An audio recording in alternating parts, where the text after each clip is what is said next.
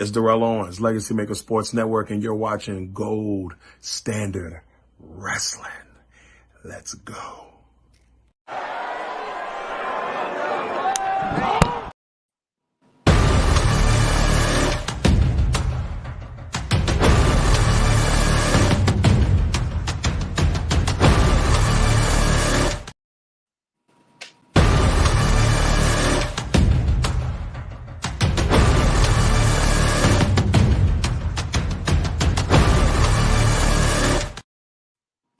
Welcome, everybody. I had to hit you with the double intro. Why not? The intro is so hot. It's so filled with gold, just like myself, Rob Johnson here, as I present to you Gold Standard Wrestling. I'm coming up on a year now with this championship belt. Make sure that you guys, if you're going to buy your own custom belt, make sure you go on a Trophy Smack. Trophy Smack is fast. Trophy Smack is effective. Trophy Smack made this beautiful Rob Johnson Media Championship belt. I'm also wearing the shirt of the Legacy Maker Sports Network. That is what I represent. I represent Legacy Maker first and foremost. I rep Legacy Maker Sports Network. Right when I was getting into my newspaper job back in 2017 at the NKCC News. Make sure you guys go check that out. The NKCC News on stands on every Thursday in Charleston, New Kent area, and online. Around that time, I was getting with Legacy Maker Sports Network. I believe this upcoming September, it will be 7 years. So first of all, I rep that first and foremost. But second thing I rep is my name. I rep my name. I rep my brand, Rob Johnson Media. Make sure you go follow that and follow Legacy Maker Sports Network on Facebook, Instagram, YouTube, X now. Legacy Maker is also on TikTok. I'll be back on my TikTok very soon. But ladies and gentlemen, we are here tonight to talk about pro wrestling. We're here to talk about pro wrestling. We're here to talk about what has transpired. Now, I went and I looked at WWE SmackDown, and I wasn't really too intrigued with it. Because I kind of skimmed through it because, I got to it late. But what I want to talk about to you guys tonight is what happened at WWE Clash of the Castle and what happened tonight on Monday Night Raw. Middle of the way through Raw, I'm thinking, man, this crap is so boring. I don't want to watch this. And then, ladies and gentlemen, things got interesting. Things got interesting in the first part, in the A block, which is the first part of the show. And then things got really crazy. Got really freaking crazy. Let's go back to Clash of the Castle first. Now, we have new tag team champions.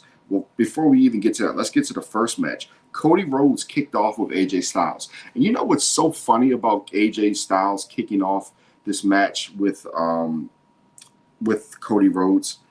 The same way that Mark Henry tricked John Cena years back and got the World Heavyweight title shot, got the WWE title shot, I believe it was at Money in the Bank, which is the next pay-per-view next to this one. He fooled them, wore the same type of suit, all that different type of stuff. You know what ended up happening?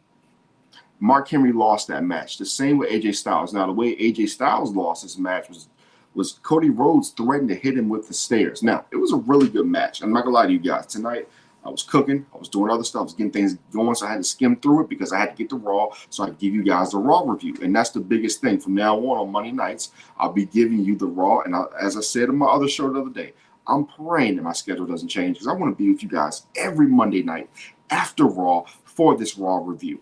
I'm telling you guys, there is nothing like a Monday Night Raw review. There's nothing like getting fired up. There's nothing like having guests. And hopefully I will have some guests. I know it's late. I know it's 11:36 p.m. at night here on the East Coast.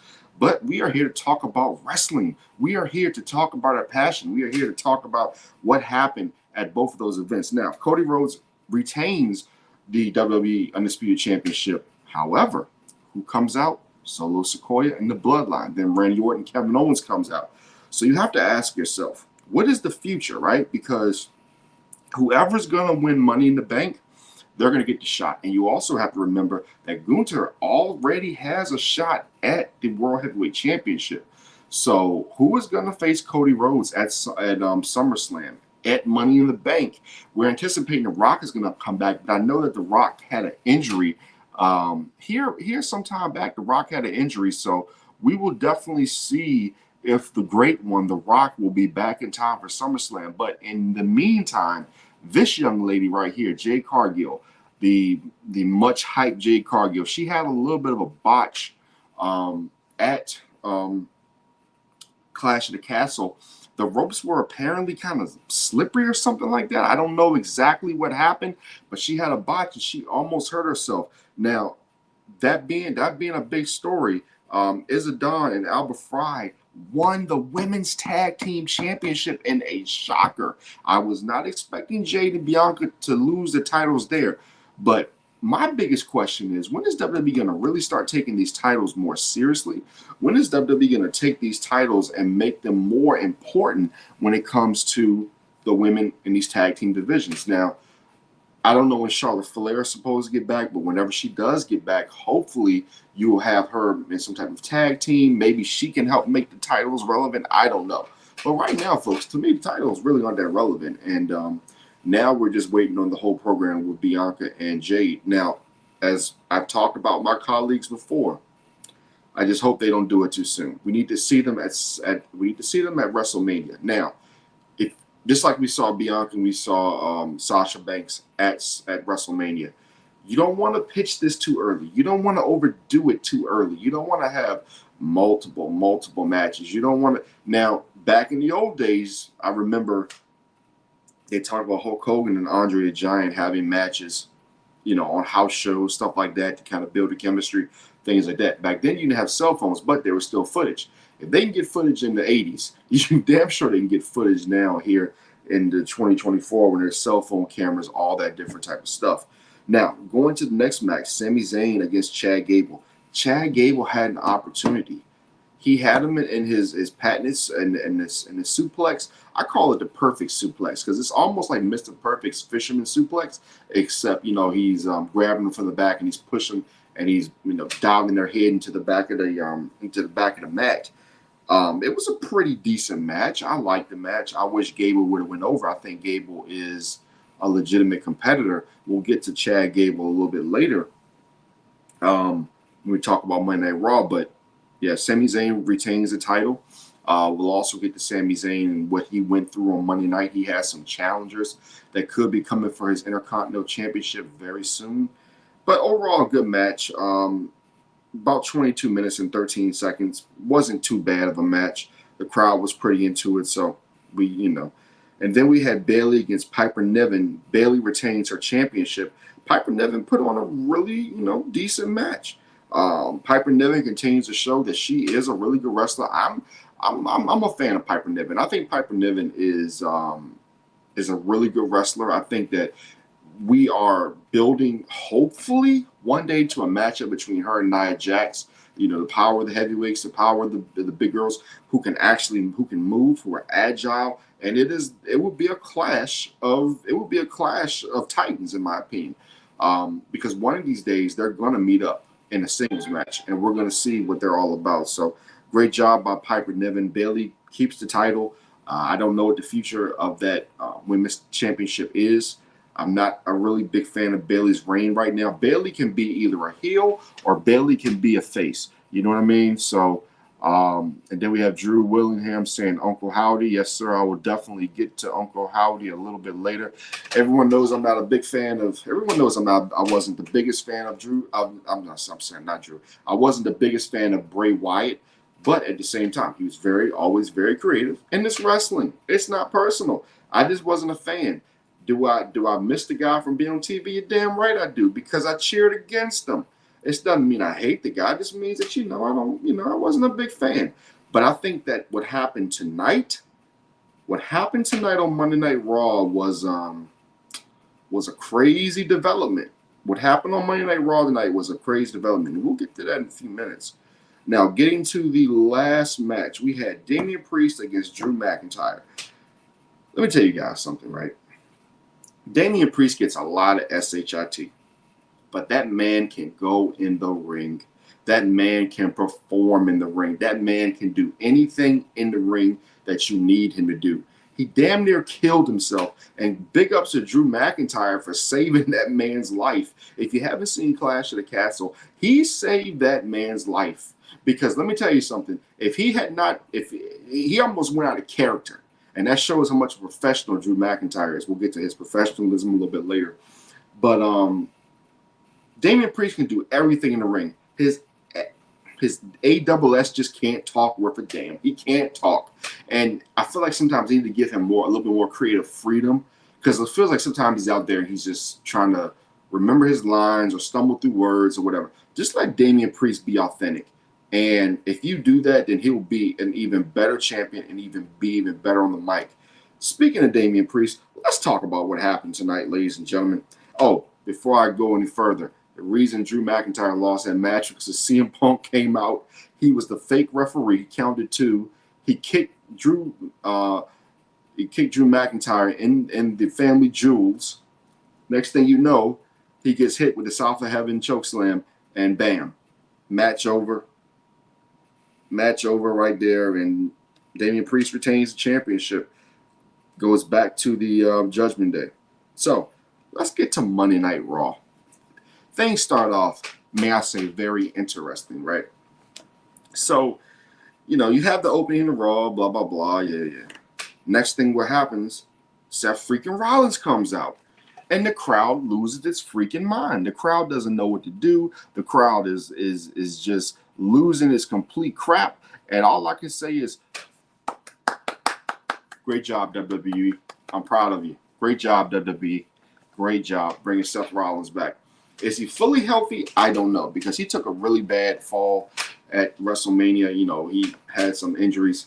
So we hope that Seth Rollins is healthy. Now, what did Seth Rollins come out and do? He came out and proclaimed that he wanted his WWE Championship back.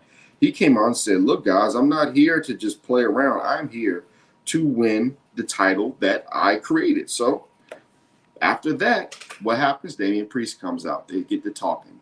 And Damian Priest straight up says, hey, dog. You know, as Damian Priest says it. I'm trying to think of exactly how Damian Priest says it. He's like, look, dog. I think that's how he says it. He's like, look, dog. You know, blah, blah, blah. Basically, Damian Priest said, if you want this championship, no need for you to be in Money in the Bank. You don't have to be in the Money in the Bank. You know, come out to this ring at Money in the Bank and face me one-on-one. So the gauntlet has been laid down. Seth freaking Rollins against Damian Priest for the World Heavyweight Championship at Money in the Bank. Will we see it? Will we not see it? We shall see. I definitely think that it's an interesting angle.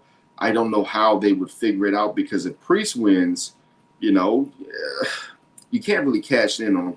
If Seth Rollins wins, then you would think you'd have to keep it tight. Nobody's going to cash in on him. Or the winner could be over on SmackDown. We don't know. There could be some surprises.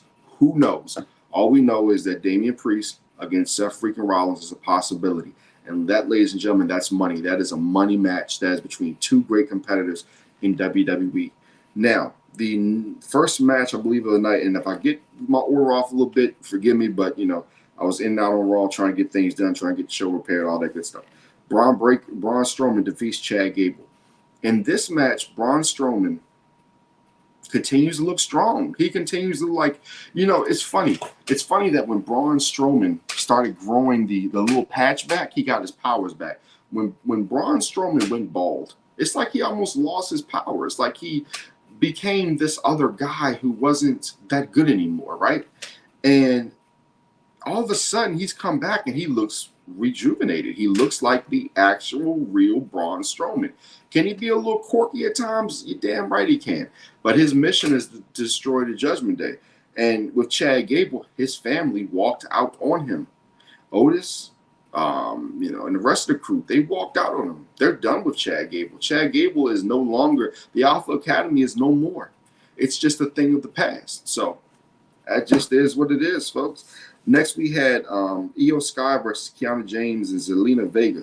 This, folks, was actually a really good triple threat match. They, you know, I feel like all the ladies played their part. I feel like Zelina Vega continues to shine. She continues to do great things. I'm a big Zelina Vega fan, but Io Sky wins this match to win the qualifier for the Women's Money in the Bank.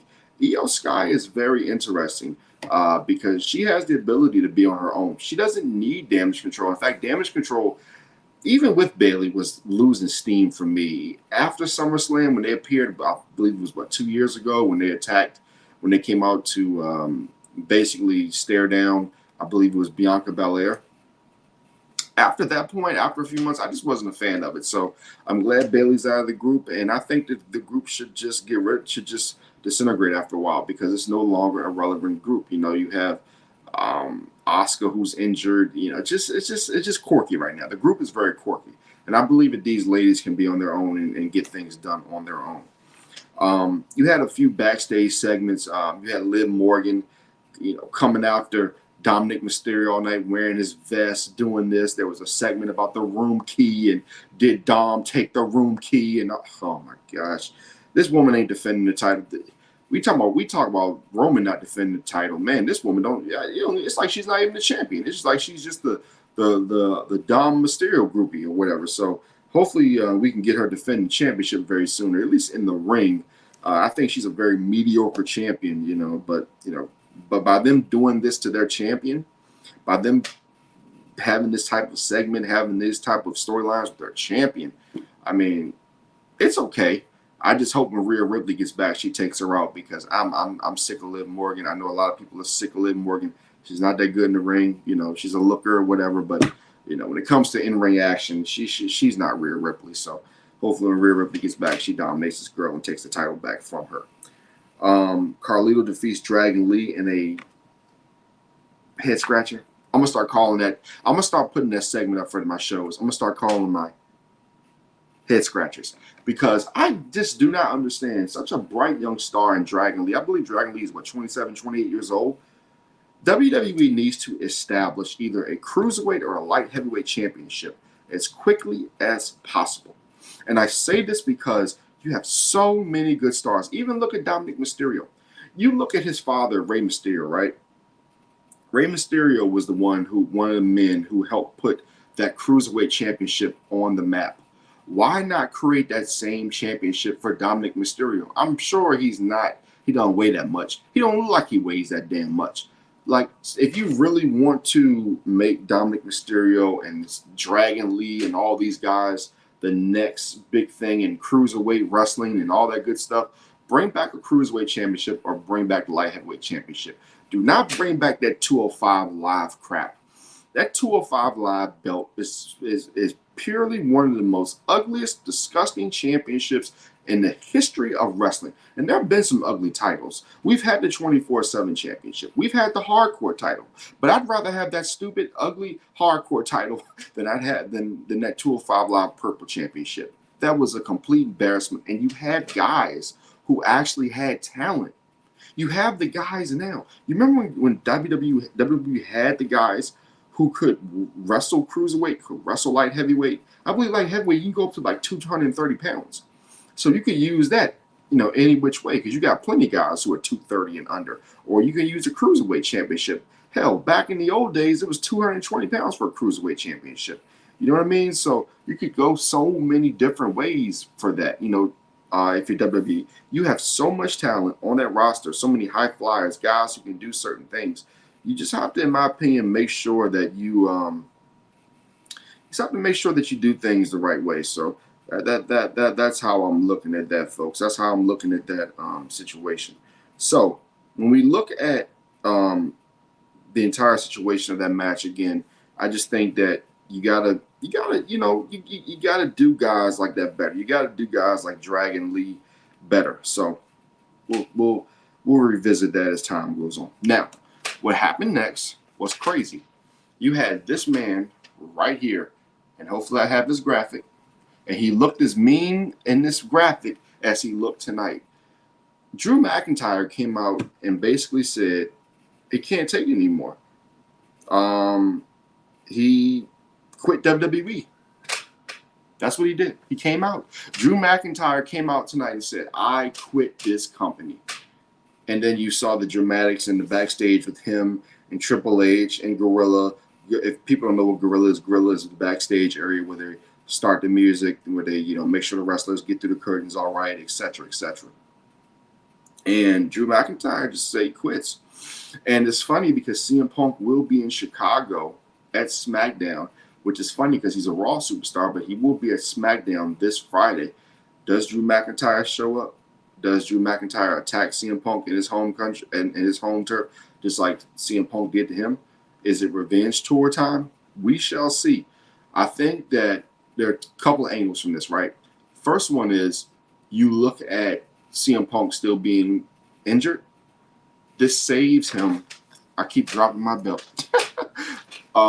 This saves him if Drew McIntyre needs to rest some of his injuries as well, and it gives both guys the ability. It gives both guys the ability to get healthy. Or this could just be a play. This could be a situation where you have Drew McIntyre playing possum, where CM Punk shows up. And we'll see. We will definitely see. You can always tell by the time. That's how I knew how Raw was going to have a surprise tonight, because the main event ended with like 8 minutes to go in the show, and they've been really tight with the time. They've been getting off air at 11:01. Back in the old days, they would go on to like 11:08, stuff like that. They're getting off the air at 11 o'clock. They're really strict about the time now. But I knew when there was 8 minutes to go that something was about to go down. It reminded me of when Cody Rhodes got his ASS beaten down by The Rock. They had time left after a match, and you saw what happened that night. And then tonight, we'll get to that in one quick second, because that was a show. But yeah, Drew McIntyre, he quit, and I'm sure he'll be back. Caden Carter and Katana Chance defeated Damage Control. We just discussed Damage Control. We just discussed how Damage Control is not the same. We just discussed how Damage Control is not as effective as they used to be. I think that it's time to break these girls up. It's just not working for me anymore. I'm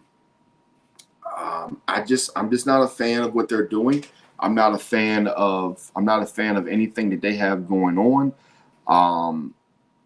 I'm just not enamored with the guys. I'm just not enamored with what they got going on. So we shall see what happens here in the future. But Caden Carter, Katana Chance, in my opinion, I think that WWE, if they see what they're doing, right?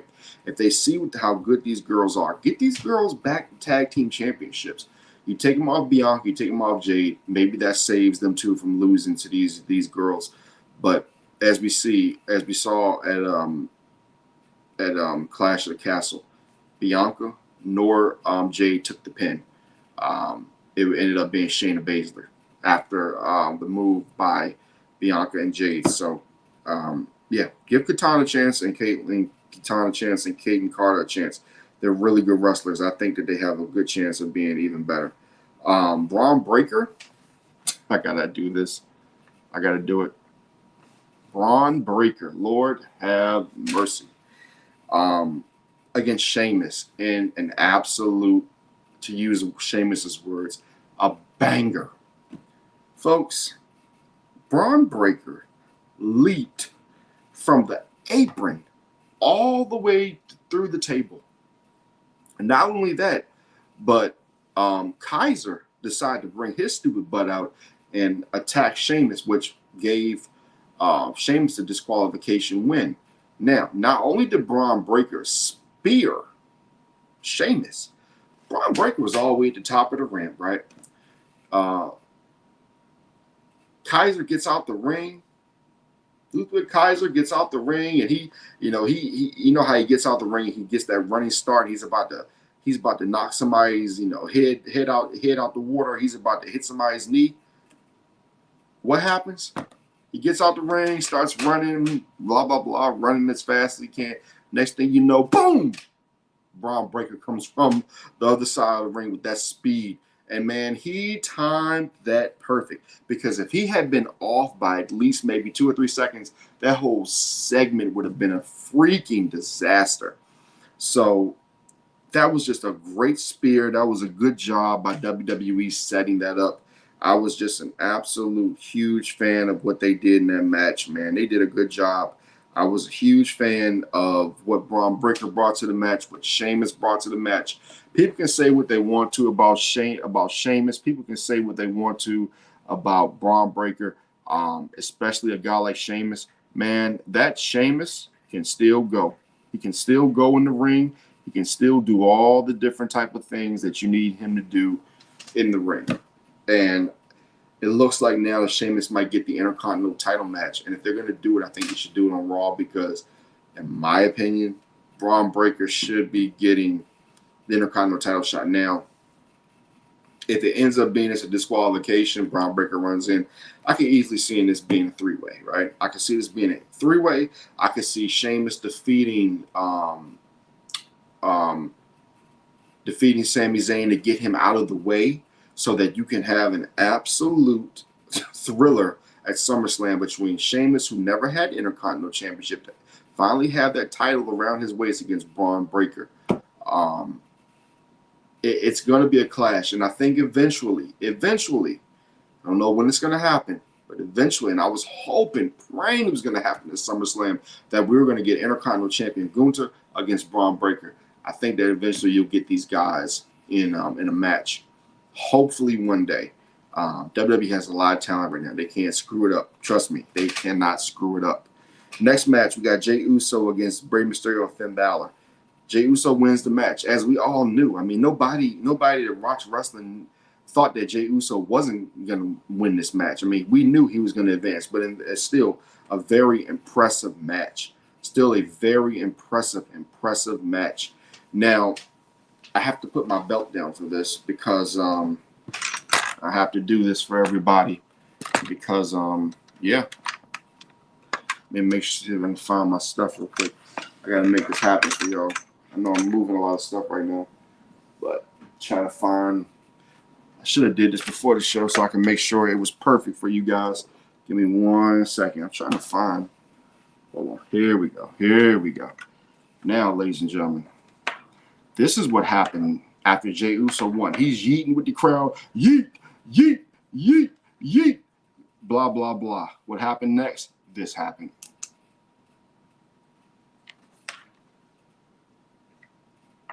Yep. He's got the whole world in his hands. He's got the whole world in his hands. He's got the whole world in his.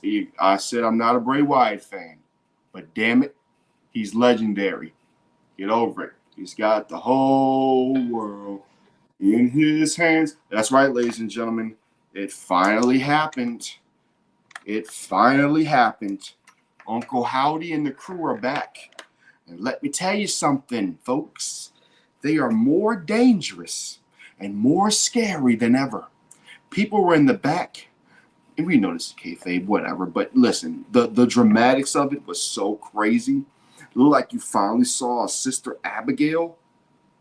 Chad Gable was in the back with blood coming from his head like it was a horror movie. It was funny as hell, but it was scary.